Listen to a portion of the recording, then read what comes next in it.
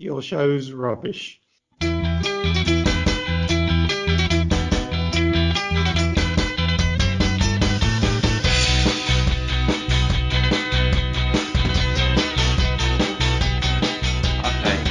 your meeting, by the way? 4:30. Okay, well, we better crack on then. Yeah. All right. Hi everyone. Welcome to Oh God, let me start No, again. are you? Fucking hell. Hello I'll everyone. tell Welcome you to the something. Deech. Okay. No, go on. Okay, Okay. just go from it. Hello everyone. Welcome to the Trout Spinners podcast with Miles and Gary. Gary, it's been bloody ages. It's been a while. It's I've been a while. forgotten how to do this. I've forgotten Yeah. how to do this Did well. we ever really know? I don't think so. No. How's it going? What's been going on? Not too bad. I've had a lot of things going on. A lot of things going on with work, which I call work. It's actually uni, but it is work to me. Wow. Life things. Yep. Yeah, but in general, keeping my pecker up, as my grandma says. Keep your pecker up. In what concept? I don't think she means maintain an erection. Put it that way. No, and don't nudge your granny when she's having a shave. Absolutely. That was another one. Good reference there. Oh God, I was worried that I wouldn't be able to do this because I've had a lot of food. We did 3 introductions, basically. It's good. I made a really luxury meal because I know we're going into lockdown again. Obviously, people will know that from tomorrow or Thursday, whenever it is.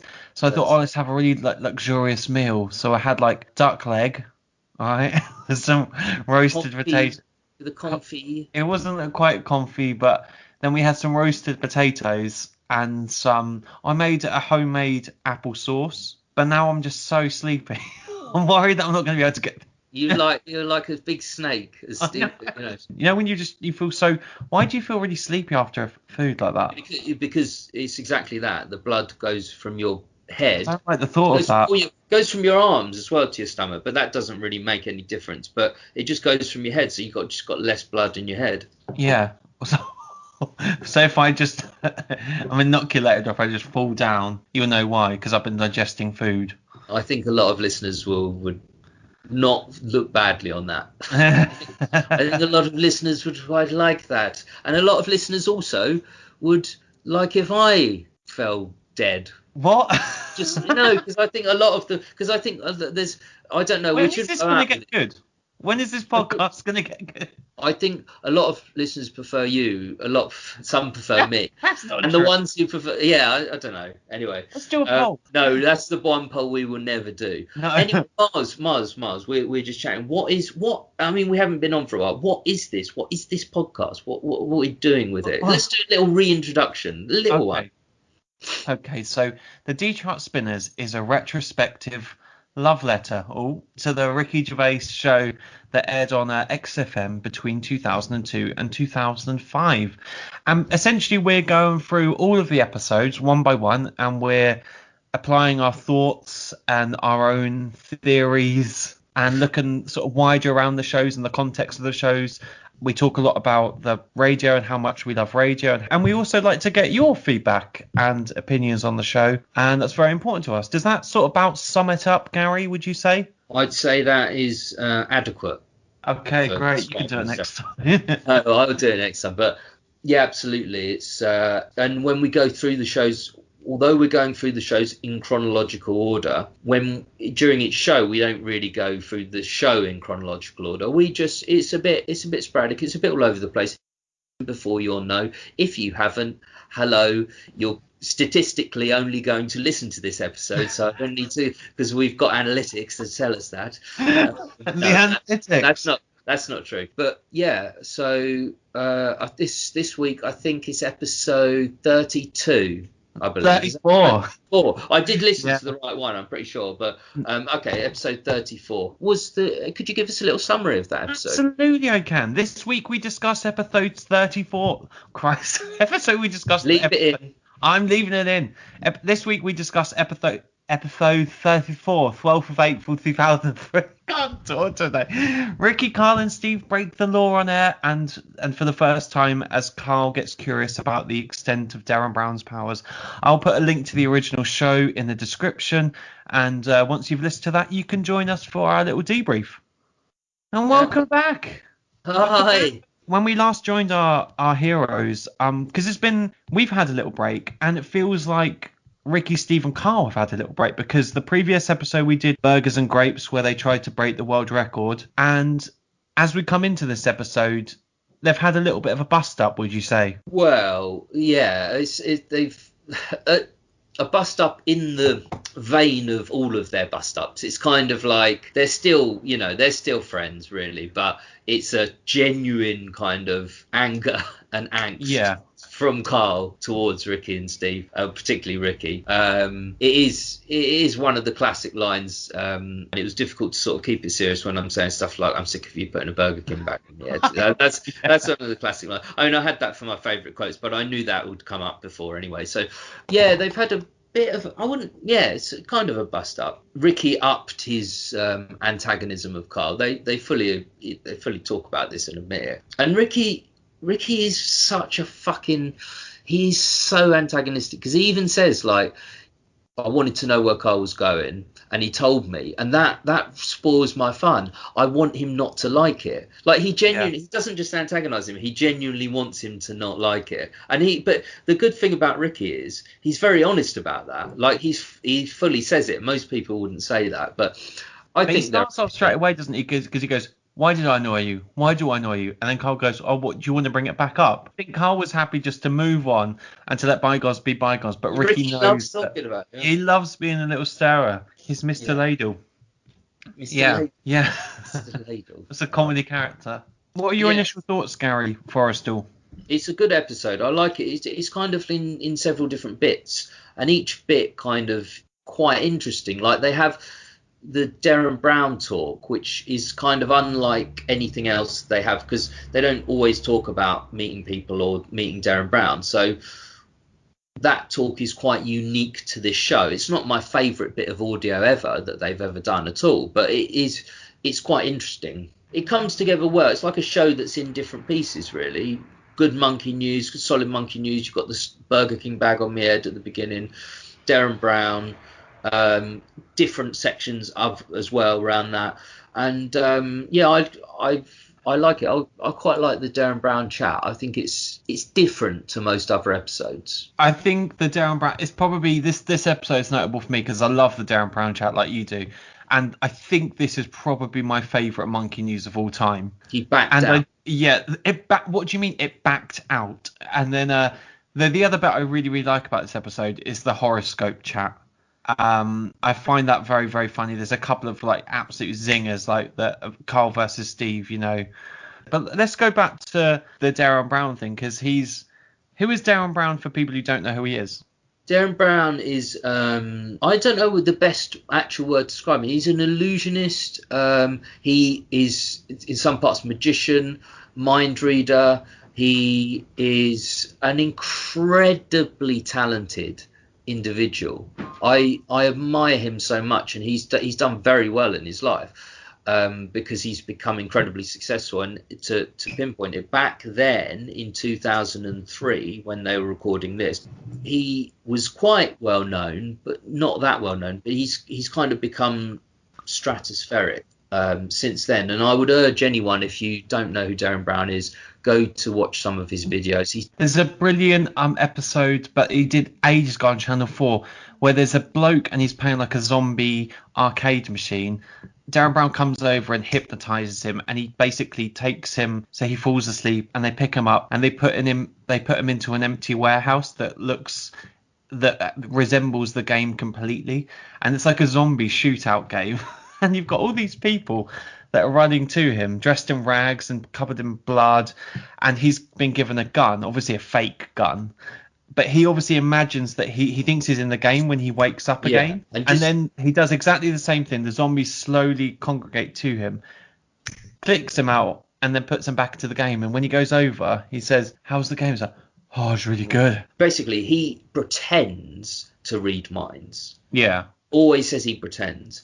He's done a good work on exposing people who genuinely claim they can read minds and actually take money off people to give mind readings and like to, if they're in difficult situations, to speak to their loved ones. He's very much a skeptic in that vein. I think that's probably what attracted Ricky to him. I don't know how they became friends, but that fact is probably, rather than the actual illusion, comedy, whatever, I think the fact he's a real skeptic of ghosts, religion, and horoscopes. He's completely against it. So he's a very good guy, and it was just so interesting to hear that he met Karl. Well, definitely someone that would have been of interest to Karl to have met, and maybe not Karl's dad, because he says, it's all been done before. It's all been done before. No, but Karl kind of. But he's saying about they go through this trick, and the trick, he gets this trick straight away, doesn't he? But then he goes on to talk about the envelope,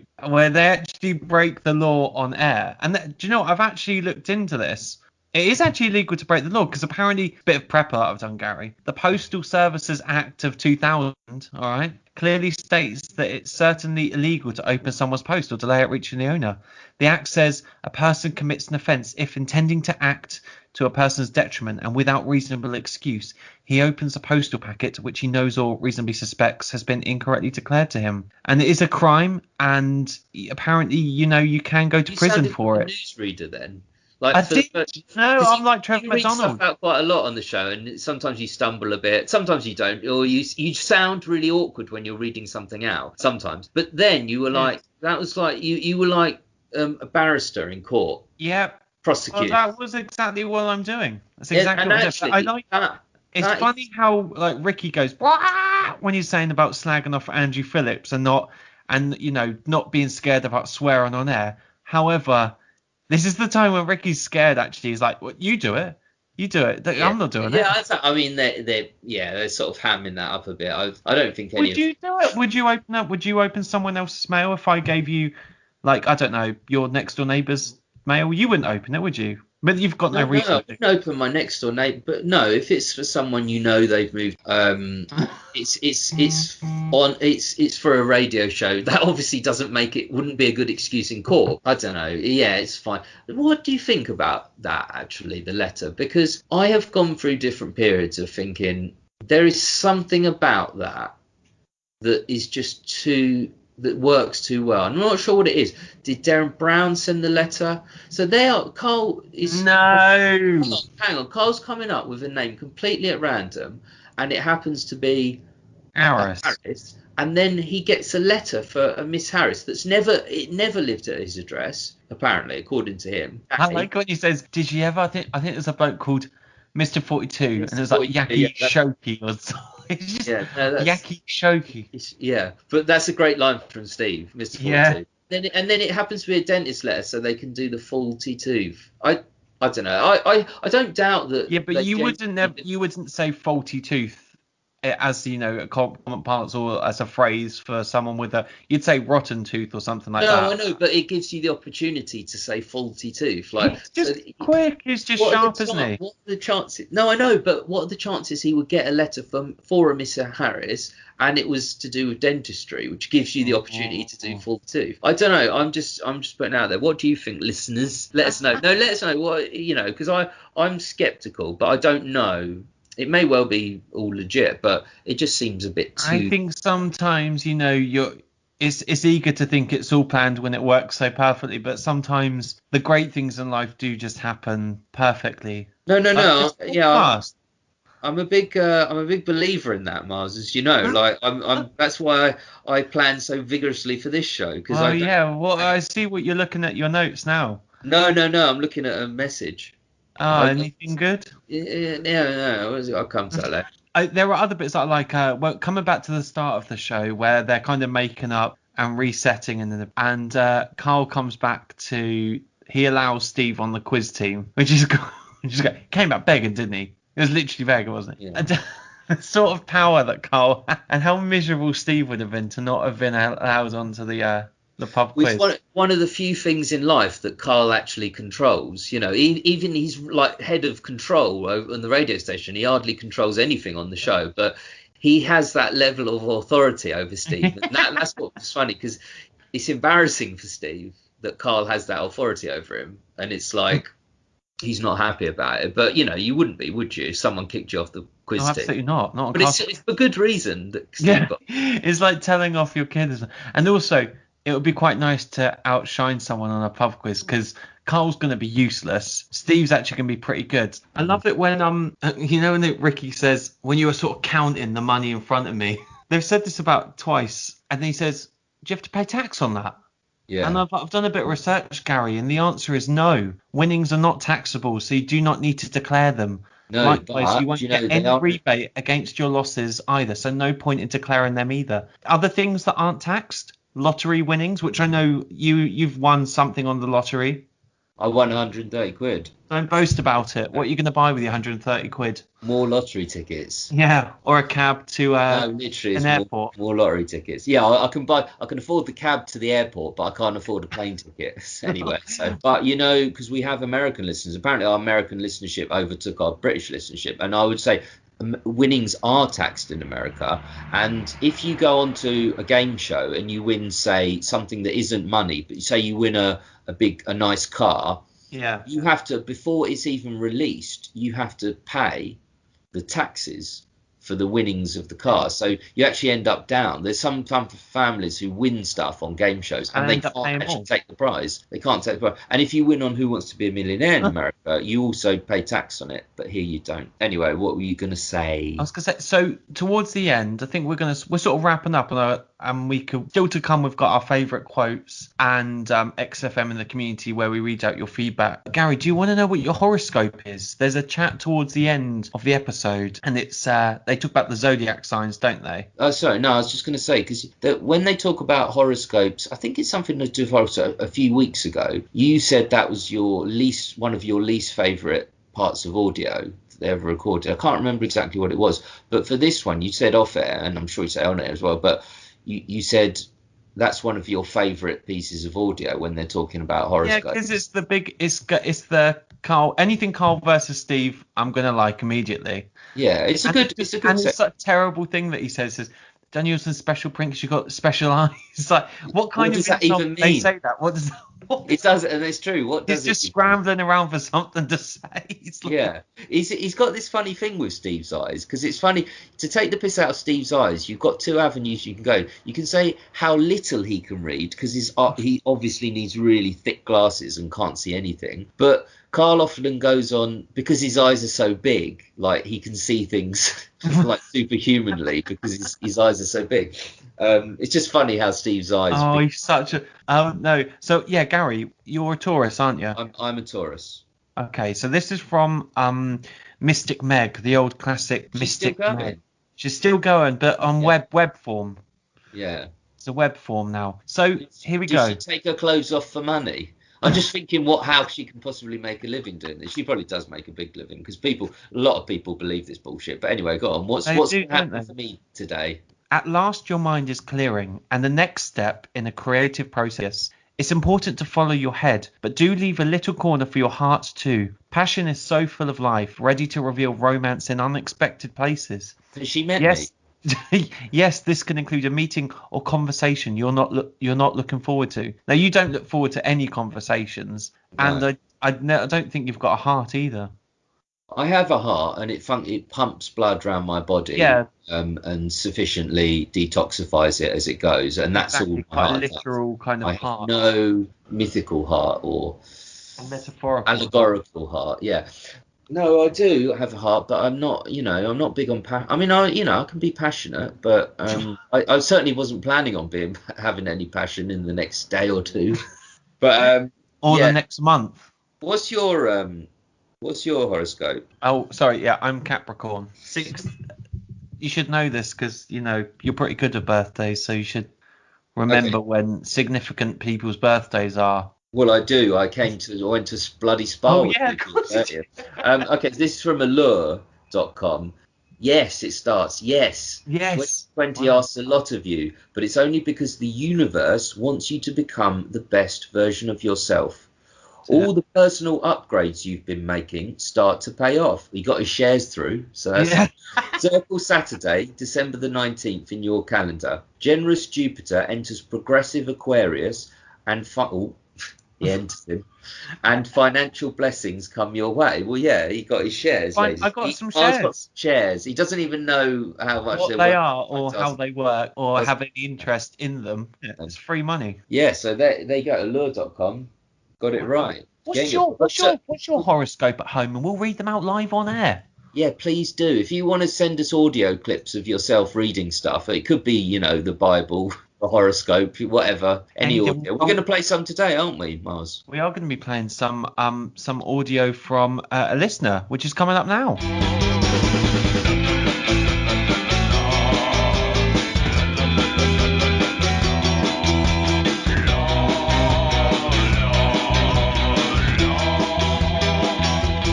Hey you guys, this is Aaron, just sending in a little XFN quote for you. I think Miles mentioned a few episodes ago that he really likes Season 2, Episode 38, which is one of my favorites as well, so I've chosen a quote from that episode. Ricky goes, 20 quid to take off one shoe and one sock, but like you mean it. You look me in the eye and go, what lovely ankles. And as Carl's doing it, at one point he says, you've got nice ankles in that. And I just think it's hilarious, and the fact that Ricky is genuinely uncomfortable when Karl was actually doing it was just priceless. He actually felt a little bit bad, like he was degrading Karl, but then of course he carried on and later suggested Karl swap pants with Steve, so there you have it. I'm really loving you guys' show. All of the episodes right now are really from that golden era of XFM, so it's been fun to listen to, and yeah, keep up the good work, guys. Yeah, thank you, Aaron. That was very kind of you. Totally agree. And actually, I think Miles said about the socks and ankles, but yeah, Series 2, Episode 38 is one of our favourites, both of us. It's just after the award show where they didn't win even a bronze. And you got nice toes in that. Yeah, it's a fantastic show. But thanks for sending the audio. It's very kind of you. And thank you. Great to hear an American accent. I can't. Well, I clearly can't do. At this time, as well. In America. Shall we do some of our favourite quotes? Yeah. Well, actually, I just wanted to bring something up. Go on. I just wanted to talk about Derren Brown for a bit.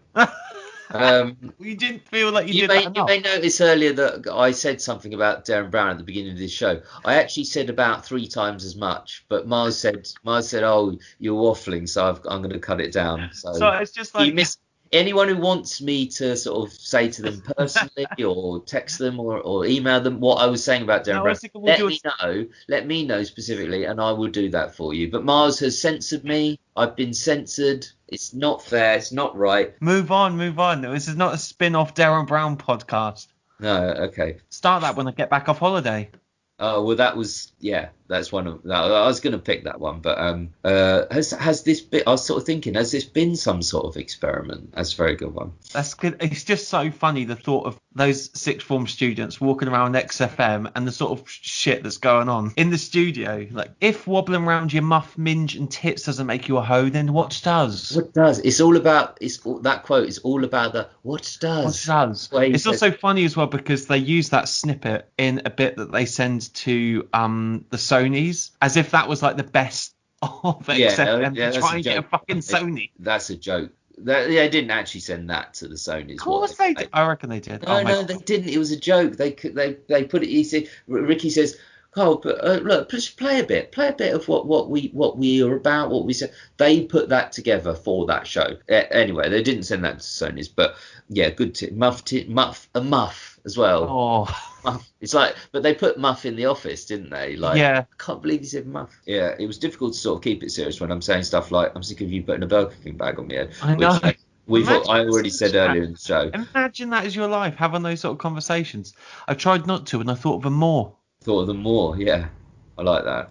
When I first started listening to those shows, and for the first few times I listened to this particular show, I always thought I tried not to, and I thought of them all. And then anyway, I sort of realised it was, yes, I thought of them more, because I always thought that doesn't really make sense what he's saying there.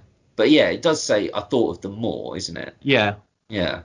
There's Wee Hooty McTwo on there. Wee Hooty McTwo. Yeah, he does a good one. Don't say interesting like that, sarcastically, by the way. I caught that. I caught that. That doesn't make the show. I'm not.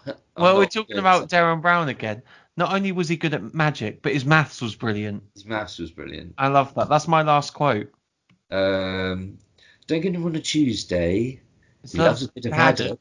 And that's the second. Ricky likes putting haddock. Yeah, he likes putting haddock in those little acting bits. Wouldn't you let her have one if she? Yeah, because he just about gets there.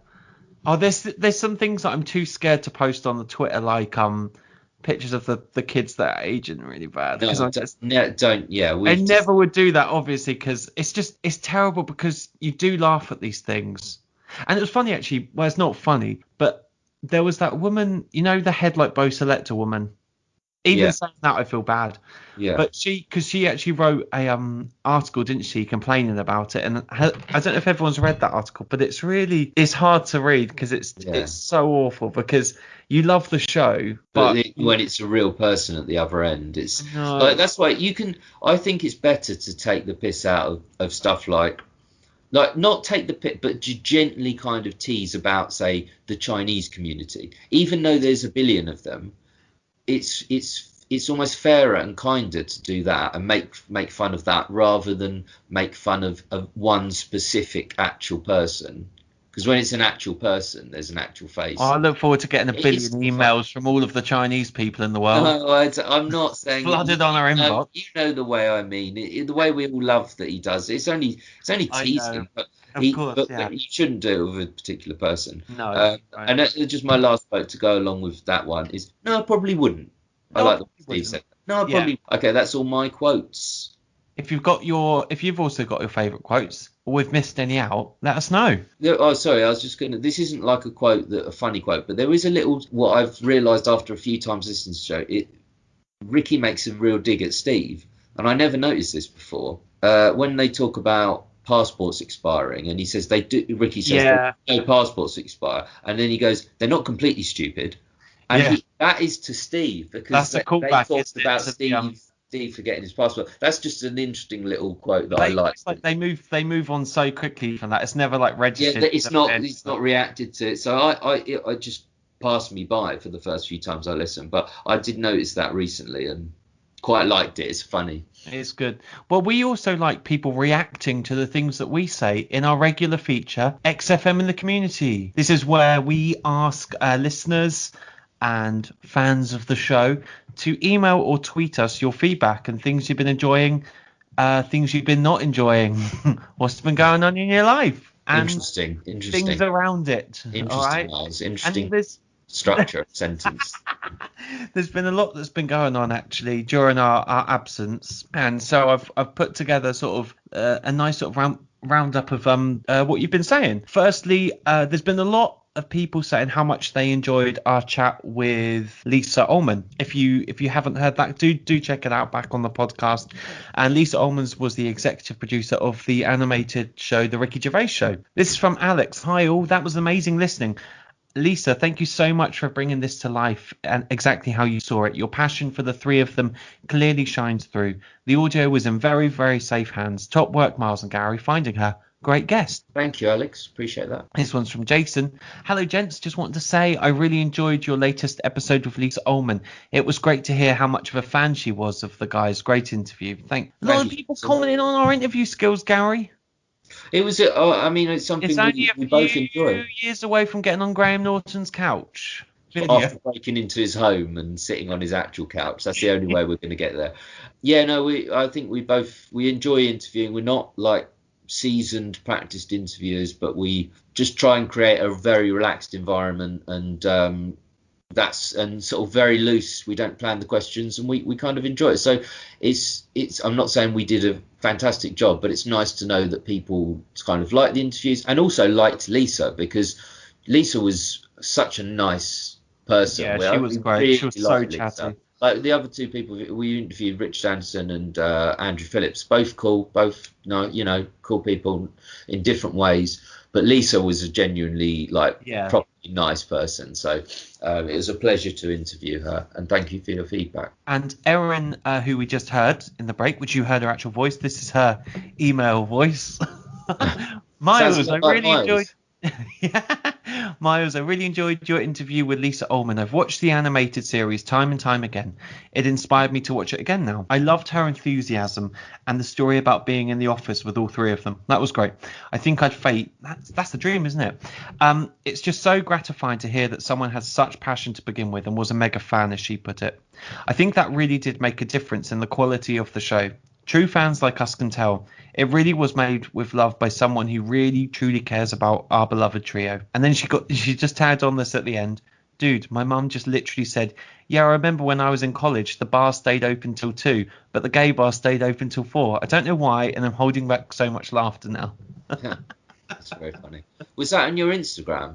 Yeah. Yeah, I thought so. You should get Instagram, Gary. Yeah. Well, she only addressed you, not me, but that maybe it's because it's your Instagram. Yeah, no, thanks, Erin. Well, thank you on Miles's behalf, because it was just to Miles that. But no, thank you for your quote and for your comment, I should say. And yeah, absolutely. She really took care of that audio and created something the best thing you could possibly create from that audio, I think. And that's very funny about the gay bar. Iron in her jeans. It is true. Yeah, it's true. Even in America. Well, Georgie, we know. Then on to more sort of general XFM related feedback. I have to say, I have to give a massive shout out to Accidental XFM. Some very cool person has put together an account which basically and posts memes related to the show, and basically is that the one that's got more followers than us already? Yeah. Okay. I don't know if that's true or not, but he or she said, we'd just like to say a big thank you to Miles and Gary at the Trout Spinners podcast for keeping the XFM magic alive. Love your shows and can't wait for your triumphant return. Thank you for plugging our show. That's great. I would definitely plug your. It's just we're going to have to refer to this person as Accidental XFM. Oh, is that their handle? Yeah. Okay. Well, whoever you are, Accidental XFM, thank you. And it's good to have sort of collaborations with these accounts. Absolutely. And we're all collectively keeping the fan flame of XFM alive. This one's. Sorry, I can't remember how to do this. Okay, so here we go. This one's from Luke Linares. Still loving the show. Just finished episode 16. On one of your earlier shows, you were talking about phrases from the show creeping into your everyday vocabulary. On that note, I have a bit of a running joke with a friend where we use the phrase, I'll play a record, Carl, to basically mean stop talking shit. Let's just move the conversation along. Works well, but very niche if your other pals haven't listened to the shows. Also, I think one of the podcasts, you briefly mentioned this, but Steve definitely uses the words arbitrary and interminable amount. Sorry to point this out because I promise you won't be able to unhear it now. Arbitrary, I've noticed. I know he says interminable at 1 or 2 points, but arbitrary, yeah, absolutely. But yeah, and it's good. Thank you for getting in touch with a comment about one of our earlier things we put out there, because I'd love to hear people sort of using these phrases from the show. And one of the things that's good about it is because 98% of people won't know what you're talking about.